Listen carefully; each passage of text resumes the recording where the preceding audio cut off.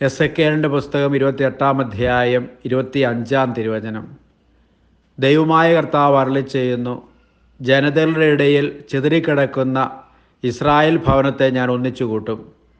ജനതകളുടെ മുമ്പിൽ വച്ച് ഞാൻ എൻ്റെ വിശുദ്ധി അവരിൽ വെളിപ്പെടുത്തും. കാരുണ്യവാനായ കർത്താവേ, പരിശുദ്ധനായ അങ്ങയെ അറിഞ്ഞ് അനുതാപത്തോടും വിശുദ്ധിയോടും കൂടെ ജീവിക്കുവാൻ ഞങ്ങളെ സഹായിക്കണമേ. ആമേൻ. ദൈവം നിങ്ങളെ സമൃദ്ധമായി അനുഗ്രഹിക്കട്ടെ.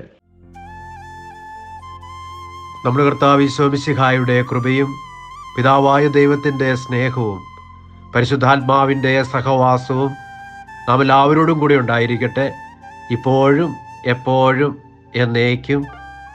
ആമേൻ.